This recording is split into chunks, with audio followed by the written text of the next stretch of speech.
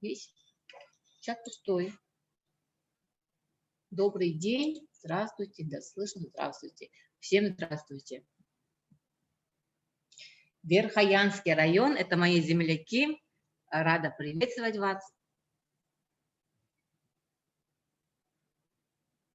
Как раз-таки и еще называется некоммерческая организация «Надежда». Очень приятно. Так,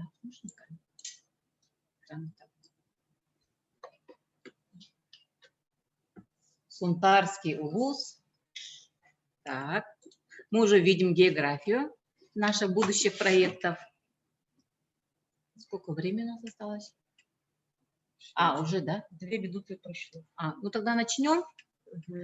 Давайте еще раз начнем. Еще раз представлюсь. Надежда Наговицына, координатор Единого ресурсного центра поддержки социально ориентированной коммерческой организации и развития гражданских инициатив Республики Саха-Якутия. И сегодня у нас тема звучит как бюджет проекта. Мы готовим вместе с вами заявку на конкурс Фонда президентских грантов. Это второй конкурс Фонда президентских грантов. В январе 14 числа мы уже подвели итоги первого конкурса 2021 года, и у нас 32 проекта из 132 поданных заявок были поддержаны. И это здорово, и мы вместе с вами победителями некоммерческими организациями привлекли в республику сколько миллионов? Более 30 миллионов. Это здорово. И мы были также в числе победителей, поэтому сегодня не только в качестве эксперта, но и в качестве участника, члена команды проекта победителя мы ведем вебинар. Вот. Это небольшая рекламная пауза.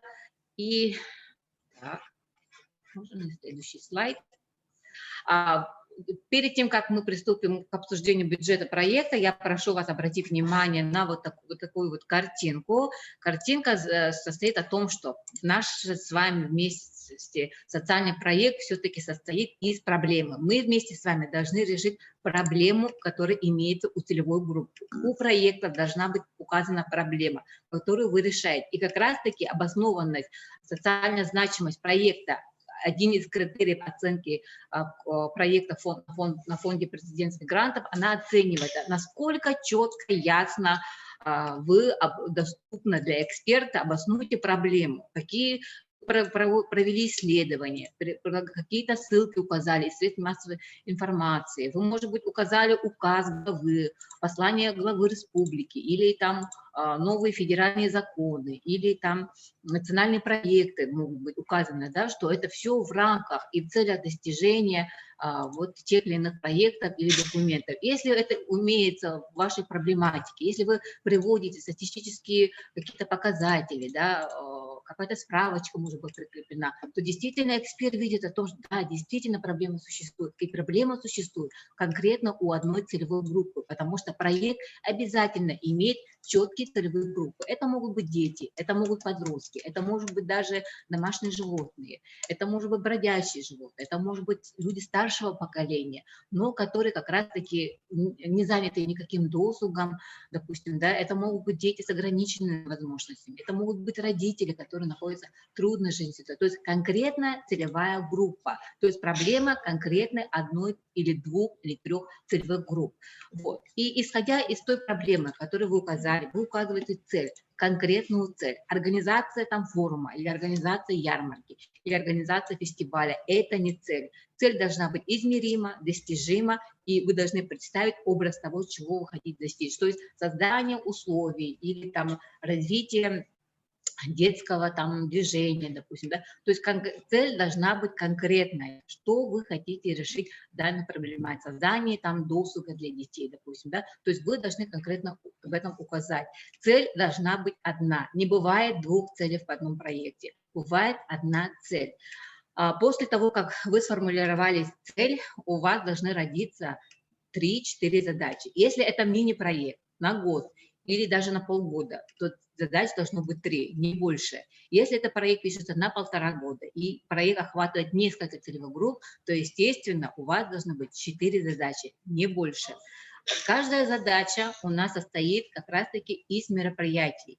И мы потом посмотрим очень удобную для формирования задачи, как от задач выходят мероприятия, мы посмотрим одну интересную таблицу, подсказку, подсказку как раз-таки экспертов Фонда президентских грантов, как можно сформировать под задачи мероприятия. И каждое мероприятие у нас, каждое мероприятие, которое мы указали в нашем календарном плане, он имеет количественные и качественные результаты. То есть каждое мероприятие нам должен дать какой-то социальный эффект. Это должен быть количественный результат. То есть вы должны четко прописать в колонке ожидаемый результат, что сколько-то человек, детей, родителей, семей, волонтеров приняли участие в мероприятии, что они сделали в рамках мероприятия, что мы с ними сделали, что мы для них провели, и что в результате этого у них изменилось, что у них увеличено, что у них сформировано. Вы все это должны четко прописать. Четко, конкретно и коротко. Следующий слайд. Вот главный принцип разработки мероприятий, принцип необходимости и достаточности.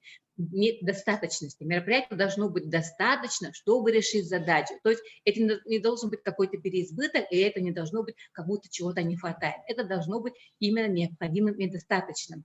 То есть не должно быть лишних мероприятий, которые вообще не направлены на решение задач.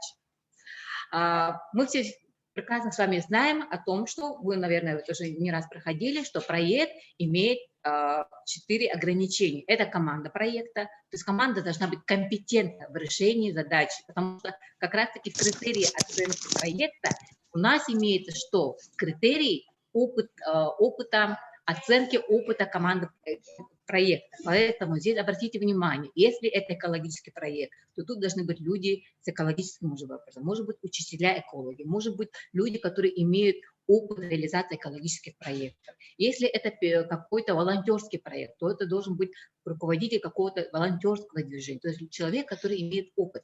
И, есть ограничения по территории. Обратите внимание на ваш устав.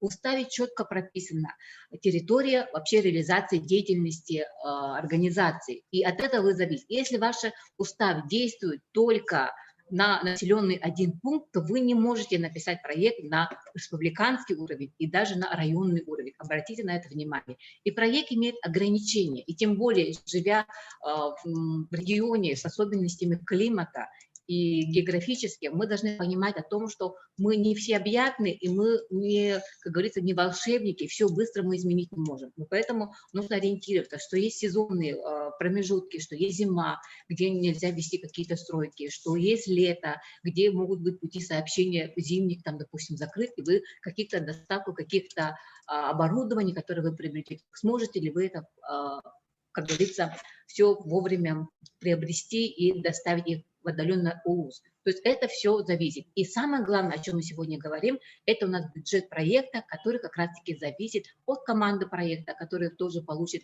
какую-то оплату труда, от территории реализации, где это будет реализовано, и от времени, насколько долго он будет, как говорится, продолжен. Да? Вот как раз-таки тот самый... сама подсказка, как нужно сделать календарный план. Календарный план делается очень просто. Если у вас сформирована цель, и от цели у вас возникли 3 замечательные задачи, например, и задачи также может быть 4, то под каждую задачу вы придумываете то самое мероприятие, которое решает именно эту задачу. И именно под это мероприятие вы строите календарный план, указываете сроки, что я проведу вот это мероприятие, например, это стартовое мероприятие, допустим, по набору группы, да, вашей целевой группы, что вы, как вы вовлекаете участников проекта в ваш проект, как они узнают, что есть такой проект, что есть такая некоммерческая организация, и как они придут к вам ножками или онлайн, да, в наших нынешних условиях. И вы должны указать срок, начало проекта, 1 месяц, 2 месяца, как вы будете набирать группу. Или, допустим, поиск и привлечение волонтеров. Чаще всего у нас появляется такой ресурс, как добровольчество, и вы указываете, с какого по какое время вы привлекаете волонтеров. И вы должны указать количественные результаты, да, сколько волонтеров и детей примут участие, и качественные результаты в итоге проведенного мероприятия, какие же результаты будут достигнуты. Вот. Очень просто. И почему мы об этом говорим? Как раз-таки вот очень грамотно нужно здесь посмотреть, обратить внимание на то, что как раз-таки бюджет у нас строится от мероприятий. что вы хотите провести. Вот именно проект чаще всего пишется для получения гранта, но грант нам нужен для проведения таковых мероприятий, да, что-то мы хотим приобрести, наградить, призы, кубки, единая форма, там, распечатать что-то, книжки издать, допустим. Все это нам требуется для проведения мероприятий. И как раз-таки бюджет строится как раз-таки на грамотном, правильно составленных мероприятиях. Личные ошибки в разработке мероприятий. Чаще всего отсутствуют мероприятия по вовлечению целевой группы. Бывают шикарные, интересные проекты, но эксперт не понимает, а как же эта команда проекта набрала свою целевую группу, как эти дети, семьи, бабушки или там животные приняли участие в проекте, как они пришли в проект. То есть какую-то информационную кампанию нужно провести, либо анкетирование провести, либо ходить там по домам, по дворам и пригласить, ну, грубо говоря, да, как пришла целевая группа в проект. Вот это вот надо обязательно как стартовое мероприятие указать. Охвачена не вся указанная география проекта. То есть, допустим, вы указали Сунтарский улус, вот такие-то населенные пункты. А по содержанию проекта эксперт видит, что все мероприятия проведены в районном центре, и он не понимает, как же охватывают другие населенные пункты. Вот это тоже нужно обратить внимание. В-третьих, это в календарном плане нет количественных результатов мероприятий. Ребята, дорогие коллеги, друзья, смотрите, если в мероприятии нет количественных результатов, это вообще не интересно, потому что социальный проект, он направлен на социальный эффект, а социальный эффект – это количественные и качественные результаты. И если в календарном плане нет количественных результатов, сколько же человек примет участие в каком-то мероприятии, фестивале или форуме, допустим, да, или каком-то летнем лагере для детей, то это вообще не интересно. Для кого вы провели, для скольких человек направлено, и это все равно идет, соответственно, к бюджету, да, поэтому на это нужно обратить внимание. Мероприятие вообще не относится к решению задач. Ну, интересное мероприятие, вы так его хотите провести, вы так готовились к нему, но он никак не соотносится к решению ваших задач, либо вы ее как-то не так прописали, и эксперт не понимает, какую же задачу решает это мероприятие. Да, развлекало, да, интересно, да, ярко, но он вообще не может и не решить задачи. Поэтому обратите внимание, решает ли мое мероприятие ту или иную задачу.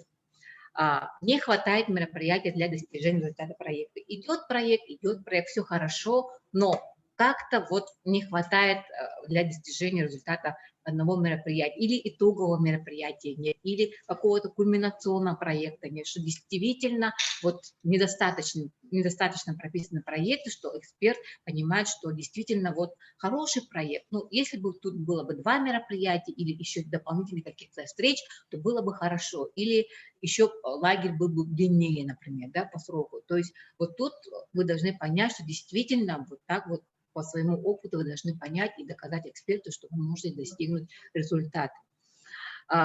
Нужно обязательно в календарном плане, да, прописать закупку оборудования, ремонт помещений для занятий, информационную кампанию по набору участников проекта, о чем мы говорили. Не нужно вообще, что вы там встречаете, о том, что вы проводите оценку рисков проекта, о том, что вы заключаете договора с командой проекта. Вот все это организационные моменты не надо указывать. То, что вы содержательно и готовитесь к мероприятию, вот это нужно прописать. Календарный план обязательно нужно будет указать содержание мероприятия, место проведения. Это важно, потому что здесь идет оценка именно по географии, по территории реализации проекта, время проведения, когда она проводится, и количественные и качественные результаты, которых мы уже не раз повторяем. Вот. И календарный план, когда вы все это пропишете, вы должны четко понимать, ответить на вопросы, понятно ли из описания мероприятий, зачем, для кого они проводятся и что будет происходить. Понятна ли последовательность мероприятий во времени, есть ли она вообще, то есть логика, да, то есть вот на эти вопросы вы должны ответить.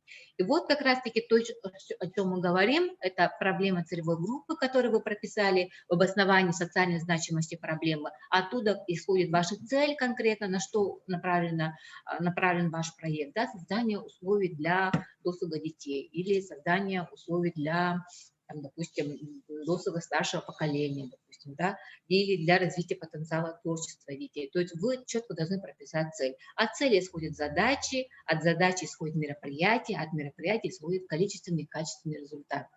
вот такой вот некий небольшой скелет проекта.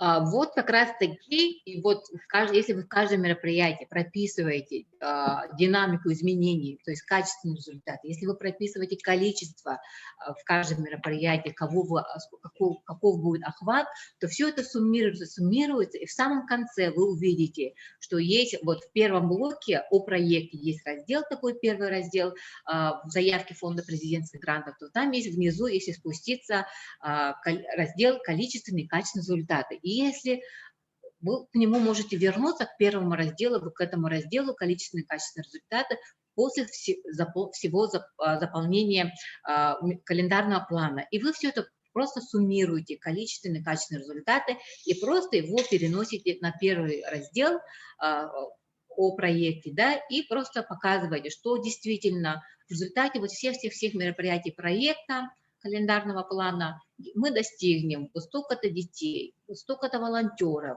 вот столько-то семей, допустим, да, и сколько-то молодежи, или сколько-то животных, допустим, да, если у нас благополучатели другие, и качественные результаты, в результате чего проект направлен. И иногда даже самому вот составителю проекта бывает интересно, когда мы пишем мероприятие, возвращаемся в первый раздел и пишем количественные и качественные результаты, и бывает иногда удивляешь, действительно, вот как раз-таки проект сформирован, заявка сформирована, и у меня стоят вот такие количественные и качественные результаты. И как раз-таки обратите внимание, на это эксперт обращает внимание, все ли месяцы у вас охвачены, иногда бывают пустоты. Ты пишешь, потом вот налаживаешь, допустим, да, в октябре вот эти недели я буду проводить что-то, в ноябре провожу что-то, а в декабре иногда бывает пустой. Это неправильно, от этого зависит и оплата труда. И могут посмотреть, что они в декабре ничего не делают, а оплату труда себе поставили. А что же они делают, допустим, да? И целесообразно ли вообще правильно составлен ли бюджет проекта. Поэтому обратите на это внимание. Это для себя мы всегда рисуем вот такую таблицу, все ли месяцы у нас охвачены. Вот.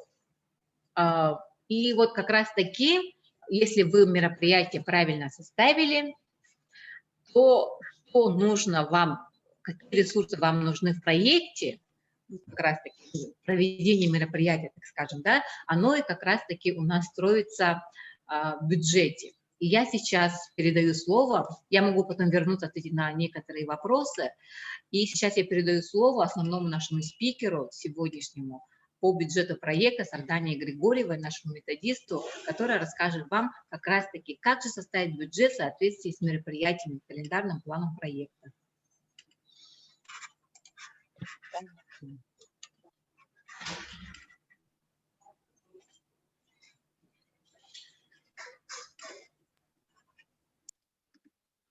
Так, всем добрый день.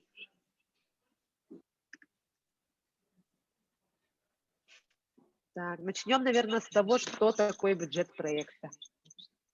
Бюджет проекта – это совокупная стоимость проекта, выраженная в денежном эквиваленте. Средства гранта и плюс средства софинансирования. Софинансирование включается собственный вклад организации, который будет использован при реализации проекта. Тут нужно учитывать вклад не только в денежном тоже эквиваленте, да, но и вклад волонтеров можно. Но если учитывать вклад волонтеров в реализацию проекта и в бюджет, то их надо перевести в денежный эквивалент.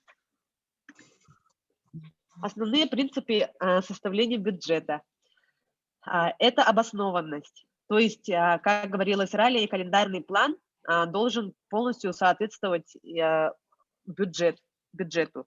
То есть то, что прописано в календарном плане, те мероприятия, которые в календарном плане, должны быть отражены в бюджете. И не должно быть мероприятий, у которых нету статьи в бюджете. Также реалистичность – это рыночная цена и детализация статьи расходов. То есть реальность, да. Тут надо заранее учитывать то, что вот завышать стоимость, например, услуг или каких-то товаров в самом начале при разработке бюджета не стоит, так как после того, как, например, вы вы выиграли проект, да, и выделены средства на приобретение товара, у вас или будет большая экономия, или наоборот не будет хватать средств. Да? И надо учитывать, что бюджет – это стопроцентная ответственность руководителя организации. То есть отчетность, да, после, например, выигранного гранта, все это делается через руководителя. Также существует понятие проходные баллы. Они на каждом конкурсе обычно вот на сайте фонда президентских грантов они выставляются и зависят от суммы гранта и устанавливается координационным комитетом в каждом отдельном конкурсе. То есть в новостях обычно на сайте фонда президентских грантов выходит, что, например, до 500 тысяч проекты проходной балл 60 баллов, от 500 до 3 миллионов 65, ага, и от 3 до 10 миллионов 68. Также есть проекты, которые выше 10 миллионов. Там, например, вот первый конкурс 2021 года был было 70 баллов. Можно рассмотреть вот критерии оценки заявки. Сюда относятся 10 критериев, но непосредственно 3 критерия, да, относятся именно к бюджету проекта. Это соотношение планируемых расходов на реализацию проекта и его ожидаемые результаты, адекватность, измеримость и достижимость таких результатов. Также реалистичность бюджета проекта и обоснованность планируемых расходов на реализацию проекта. Собственный вклад организации и дополнительные ресурсы, привлекаемые на реализацию проекта. Также перспективы развития проекта.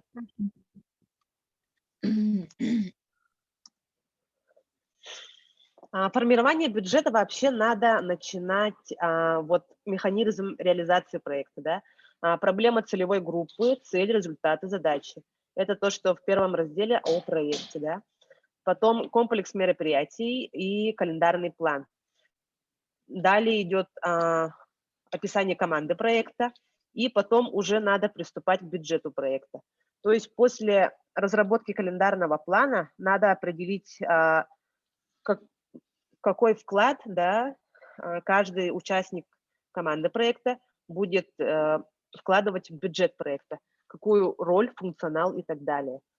Анализ собственных средств организации для реализации проекта, привлечение партнеров совместной реализации проекта, и далее идет уже запрашиваемая сумма гранта. Какие расходы не допускаются по положению, да, в фонде президентских грантов? Это расходы, не связанные с реализацией проекта.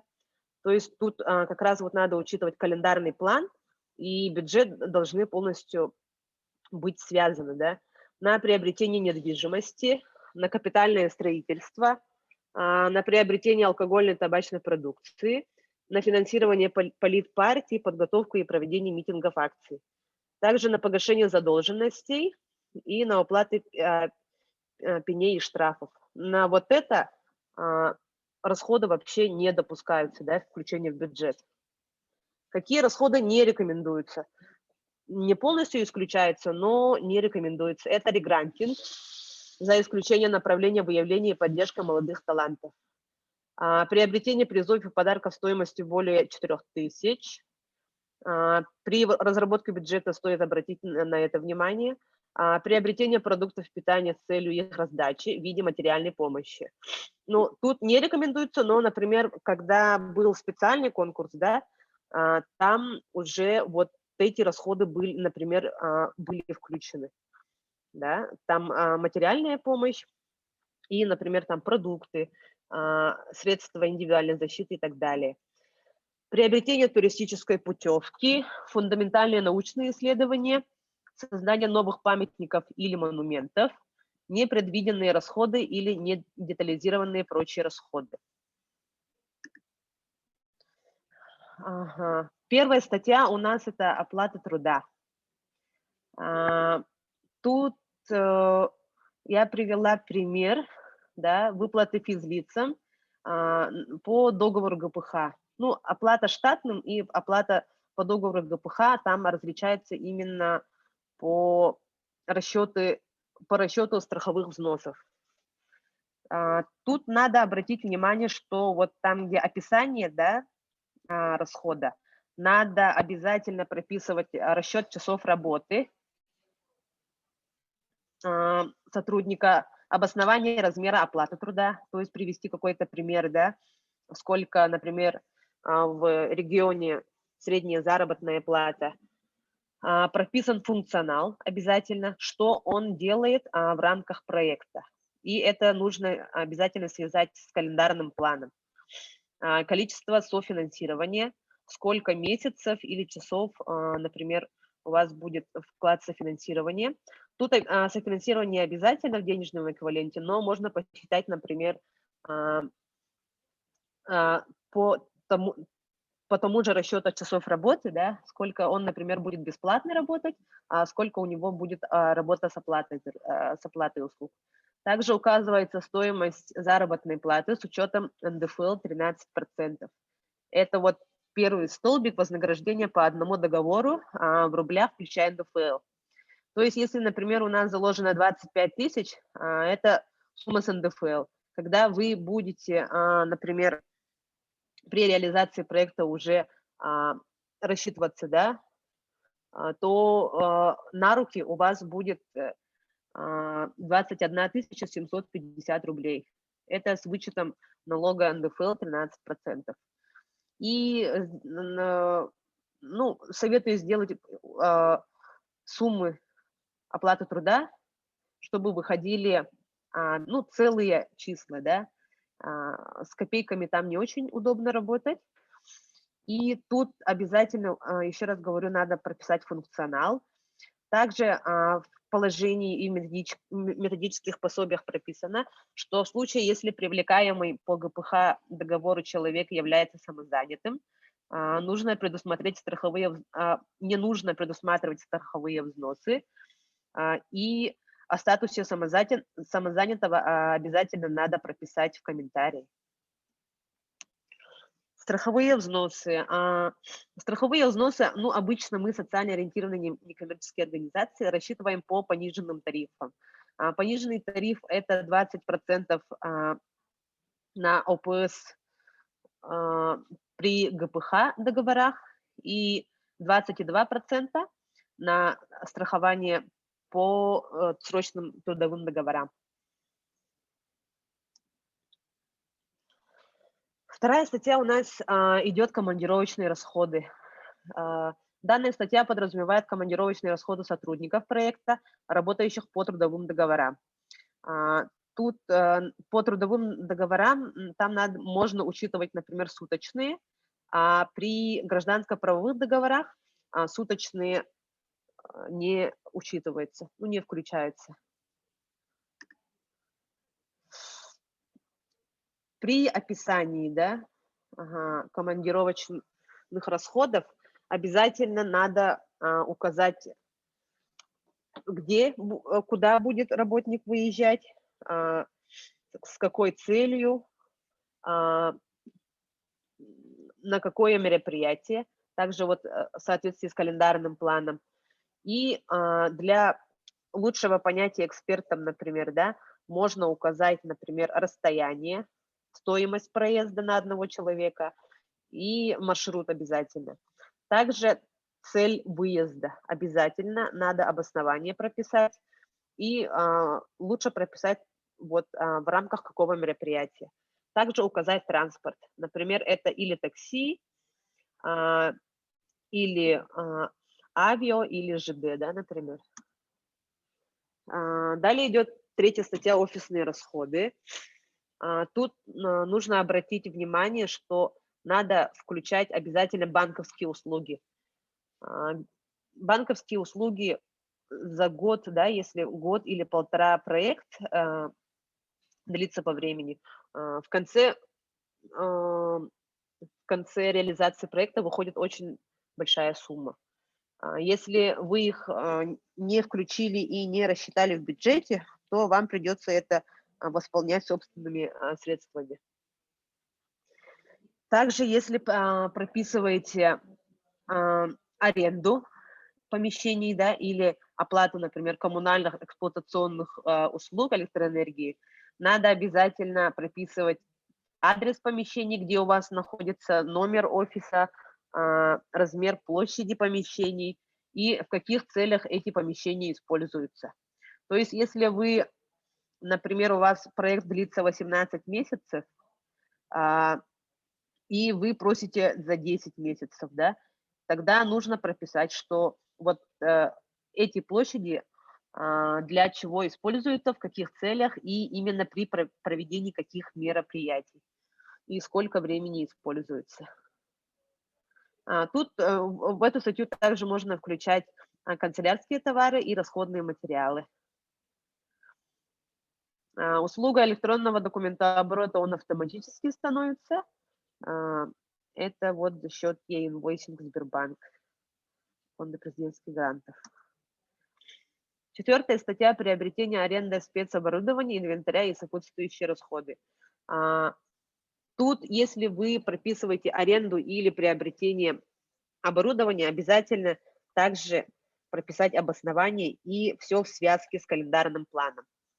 Также желательно или даже обязательно указывать ссылки на товар, цель, для чего он используется, и функционал. То есть сюда можно включить, например, аренду или покупку оборудования, да. Если, например, вы включаете компьютерную технику, то надо вот обосновать, что без этой техники и без покупки его вы не можете реализовать свой проект. Если, например, эксперт увидит, что вам проще и дешевле арендовать какое-то оборудование, да, единоразово, то у вас минус там баллы будут, например. Также разработка и поддержка сайтов, 5 статья. Сюда обычно включаются услуги предоставления интернет-трафика. Также все равно нужно все это конкретно обосновывать, и чтобы было эксперту понятно. Да? И вообще, для чего вам нужны услуги интернета, и нужно для чего подключение интернета нужно. Также можете сюда включать услуги хостинга сайта, да, и разработки сайтов. Очень многие сюда включают разработку сайтов, но если вы включаете статью расходов разработка сайтов, то обязательно надо прикреплять техзадания, разработка и поддержки сайтов приложения. Необходимость разработки сайта информационных систем должна вытекать из проекта.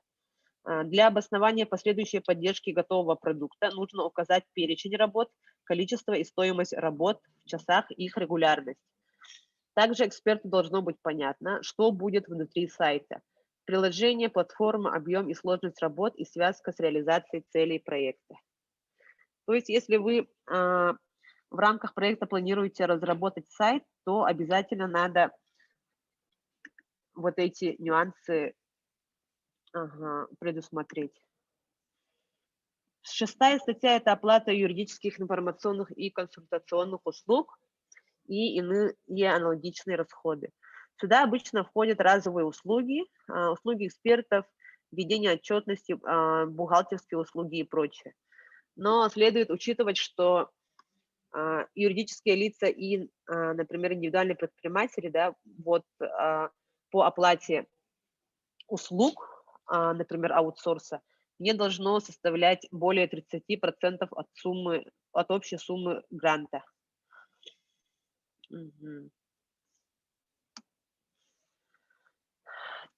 Также сюда следует приложить прайс, например, организации, да, подробный расчет, обосновать необходимость услуг и также в связке с календарным планом. Все это надо прописывать в комментарии. Бухгалтерские услуги также можно включить в статью, если это аутсорс. Сюда включаются расходы аутсорса, без которого реализация проекта невозможна. Можно заложить в данную статью расходы по оплате услуг юрлиц или ИП. Так, 7 статья – это расходы на проведение мероприятий. Сюда входит разовая аренда помещений, оплата проезда, питание участников проекта, проживание может включаться, оплата услуг экспертов также можете сюда включать, раздаточные материалы и все, что связано с мероприятиями проекта. Также надо все обосновать в комментариях подробно. Ссылки на товар, магазин, прайс также необходимо указывать. В рамках какого мероприятия расход идет, тоже надо все указывать. Мгм. То есть тут все прямые расходы на проведение мероприятий, будь то это какие-то услуги, авиабилеты, канцтовар, на раздаточные материалы, все это включайте сюда. 8 статья – это издательские и полиграфические расходы. Тут важно ответить на вопрос, почему нужна печать материалов. Обосновать, почему будет неэффективно, если сделать рассылку, например, онлайн. Да? Если, например, у вас проект рассчитан на арктические районы, там у них интернет очень слабый, они не могут себе там скачать, по почте не можете электронно им отправить, и тогда вы можете включить издание материалов, да, и, например, отправить им по почте России. Или записать все материалы на флешку и также отправить, например, ну, то есть тут надо все равно обосновать, почему именно надо издать в бумажном варианте. Также детализация, сколько страниц, формат, сколько штук, тираж, стоимость за штуку. И также можно указывать, какой тип бумаги. Там, твердый переплет, мягкий переплет, например, и так далее. Расходы по данной статье также должны быть связаны с достижением целей проекта. То есть везде надо учитывать то, что расходы должны быть прикреплены и связаны с определенным мероприятием в календарном плане и общими целями проекта. Так, прочие прямые расходы, ну, сюда обычно, ну, по моему опыту, да, обычно ничего не включает, но также вот было исключение, да, на специальном конкурсе. Сюда, например, включили вот средства индивидуальной защиты, там, продукты питания и так далее. Но тут еще рекомендация идет. Не рекомендуется залаживать основные расходы, то есть основные расходы – это расходы на проведение именно мероприятий проекта в данную статью. Если говорить о типичных ошибках, то это в бюджет заложены расходы, не связанные с календарным планом. То есть после составления бюджета вам все равно надо обязательно пройтись по своему календарному плану и по бюджету и сравнить. Прям можете вот стрелочки даже рисовать. Вот этот расход относится к вот этому мероприятию. И если, например, там какой-то расход останется, или там в комментарии недостаточно прописано обоснование, да, можете его, например, дорабатывать. В бюджете нет расходов на мероприятия проекта, указанные в календарном плане. Ну, про это я сказала. В бюджете не отражены средства софинансирования. То есть не должно быть мероприятий, у которых нету статьи в бюджете. Даже если вы это мероприятие делаете 100% за свой счет, надо все это отражать в бюджете. Даже если это волонтерский труд, вся техника ваша, да, на базе вашей, например, организации делается, все это надо вывести в денежный эквивалент. То есть где-то включать, например, аренда, да, где-то включайте то, что это услуги, например, волонтеров, или бесплатно к вам приходит эксперт и проводит какое-то мероприятие. Все это должно быть прописано в бюджете. Также члены команды и функционал каждого не отражены в статье расходов оплаты труда. Про это я тоже ранее говорила. В первой статье обязательно надо указывать функционал каждого члена команды. И следует иметь в виду, что те люди, которые включены в состав команды проекта, должны быть им или в статье оплата труда, да, прописаны, их функционал и сколько они, например, у них статья расходов по данному члену команды проекта, или они сидят где-то в услугах, то есть какие-то разовые. Указан вклад партнеров, но нет писем поддержки. Письма поддержки, они в другом разделе, но тут все равно надо указывать, если это, например, софинансирование, или вам, например, делают какую-то спонсорскую помощь, то это все равно должны указать и указать то, что есть, имеется письмо поддержки с описанием вида и объема поддержки. То есть не просто мы поддерживаем вот эту организацию, да, а именно как сказать, ну, например, будем участвовать в проведении вот таких какого-то мероприятия и предоставим помощь в виде там призов на сумму сколько-то рублей. Вот именно так должно быть конкретно прописано. Также у организации нет опыта работы с запрашиваемой суммой. Эксперты обязательно смотрят вообще, какой опыт есть у этой организации, выигрывали ли они ранее с регионального, например, бюджета местного, республиканского или федерального бюджета какие-нибудь субсидии, гранты и так далее. Если, например, у вас нету никакой истории, вы там зарегистрировались менее года назад или год, и вообще у вас не было опыта реализации какого-нибудь проекта, и вы там просите 3-4 миллиона или даже больше, то у вас там, скорее всего, балл будет очень низкий. Также нет подробного обоснования в комментариях. Про обоснование в комментариях я сказала, что во всех статьях каждая строчка должно быть подробно прописано обоснование расхода. И количественные результаты несоразмерны запрашиваемой сумме. То есть количественные результаты – это те результаты, которые у вас в сумме сложились по проекту, там, где вот в первом разделе о проекте и сумма, например, результата по календарному плану. Их можно условно разделить, например, если сумма запрашиваемого гранта разделить на количество благополучателей и целевых групп. То есть, наоборот, сумму делите на количество благополучателей, да, и получаете стоимость, например, одного благополучателя. Фонд президентских грантов рекомендует на одного человека затраты не более 500 рублей. Если это больше, то, скорее всего, там балл тоже будет очень низкий. То есть масштабность проекта и запрашиваемую сумму смотрят. Так, на этом у меня все. Если есть какие-то вопросы, можете задавать или в чате, или включить звук.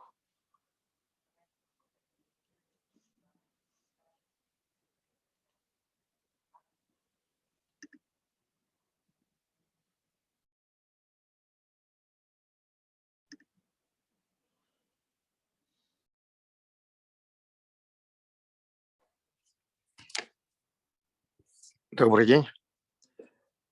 Ага, здравствуйте. Подскажите, вот как найти этот сайт фонда президентских грантов? Фонда президентских грантов. То просто вбивайте президентские гранты. Он на русском президентские гранты.рф. И там Так. есть раздел «Документы», «Обучение». Также можете зайти посмотреть про конкурсы по проекту. Ясно, спасибо. В разделе «Документы» там есть и методички по заполнению бюджета, само положение, шаблоны заявок и так далее. Спасибо.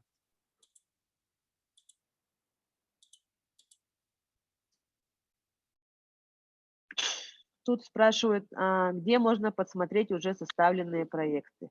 Ну, составленные проекты полностью на сайте Фонда президентских грантов невозможно подсмотреть. И я думаю, подсматривать, в принципе, не имеет смысла, потому что каждый проект, они все очень разные. И надо, если даже бюджет делать, то в методических указаниях там есть примеры на сайте Фонда президентских грантов. Надо обязательно скачать, посмотреть. И там все очень подробно прописано.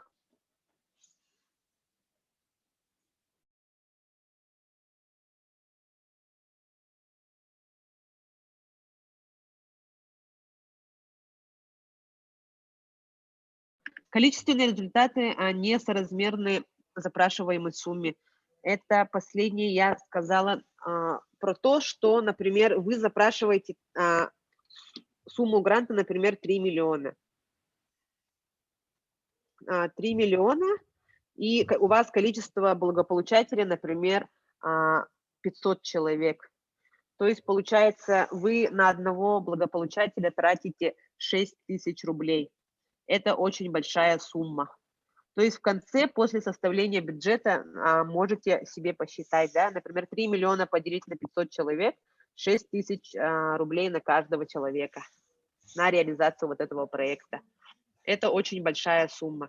И как рекомендует фонд президентских грантов, не больше 500 рублей. 500 рублей – это даже тоже очень много.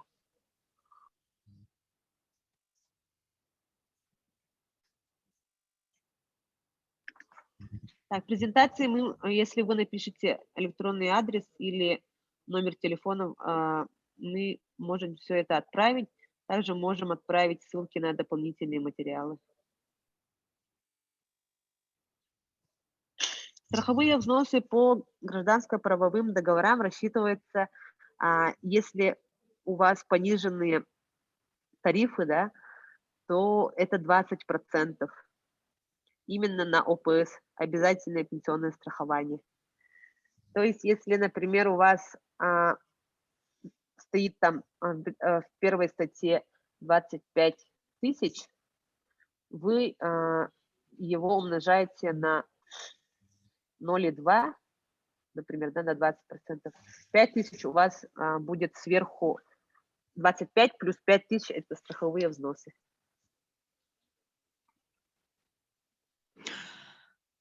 Здравствуйте. Можно спросить, да? Да, здравствуйте, можно. Можно подойти к вам с готовым проектом? И куда подойти? Ага. А вы городе. в городе Якутске находитесь, да? Да. Ага. Вы можете нам на электронную почту, сейчас администратор вам отправит контакты, на электронную почту можете скинуть заявку, если вы полностью заполнили. Мы проводим экспертизу заявок, если они полностью 100% заполнены. А как туда скинуть? Ведь это же целый кабинет. Нет, вы можете, там сбоку есть скачать заявку, можете в формате PDF. Или можете дать логин, пароль нашему эксперту, они могут зайти с вашего личного кабинета и посмотреть. Но ничего редактировать мы не будем. После экспертизы вам напишут или отпишутся. Или можете записаться на офлайн консультацию через портал или через нашего администратора. Спасибо. А как записаться через электронную почту, да? Вот в чате скинули номер администратора и также портала. Хорошо, спасибо.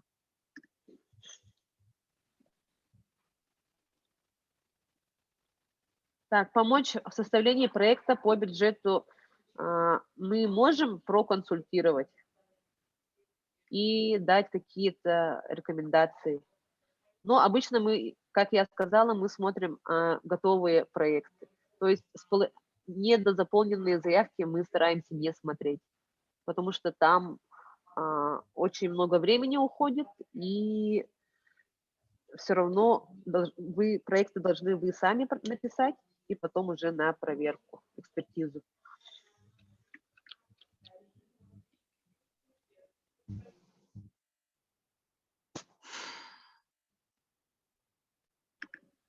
У кого-нибудь есть еще вопросы по составлению бюджета? Может, сейчас вы на данный момент составляете бюджет, и у вас какие-то там вопросы возникают? Здравствуйте, меня зовут Александр. Хотел бы узнать, вот у вас написано в записи, я смогу еще где-нибудь пересмотреть данный материал? Да, мы все вебинары записываем и выставляем на своем YouTube-канале. Отлично, а могли бы ссылочку дать? Да, сейчас кину ссылку. Все, спасибо большое. Угу. Также очень много обучающих мероприятий есть на самом сайте фонда президентских грантов. Там есть очень много материалов и все очень подробно.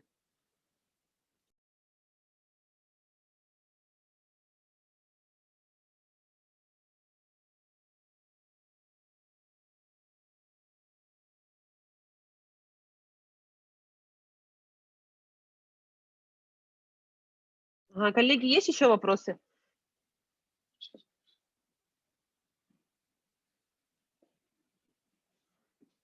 Если нет вопросов,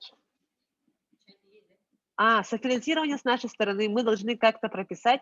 Кажется, упустила, прослушала. Софинансирование обязательно надо прописывать. И как я ранее сказала, даже если вы мероприятие проводите все собственными силами и не запрашиваете средства гранта, то вы должны все равно прописать обязательно в бюджете софинансирование. Будь это труд волонтеров или, например, ваше какое-то оборудование, да, компьютерная техника, вы его, например, будете использовать при реализации там, вот этого мероприятия. И все это нужно вывести в денежный эквивалент.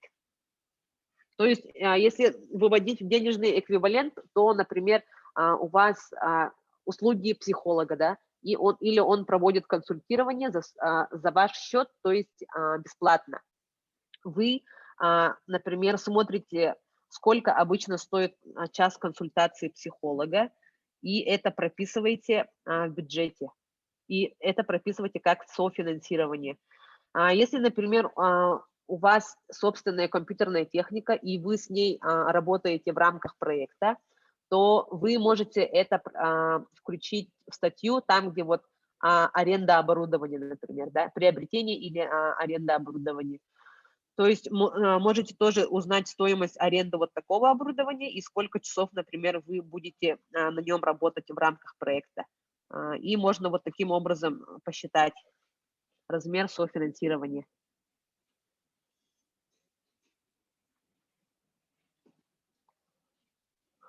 Если нет вопросов, то мы отключаемся. Тут в чате вам отправили наши контакты. Можете звонить, писать. И также заходить на канал, смотреть в записи повторы. Тем, кто оставил электронные почты, мы будем делать рассылки и также будем отправлять материалы. До свидания.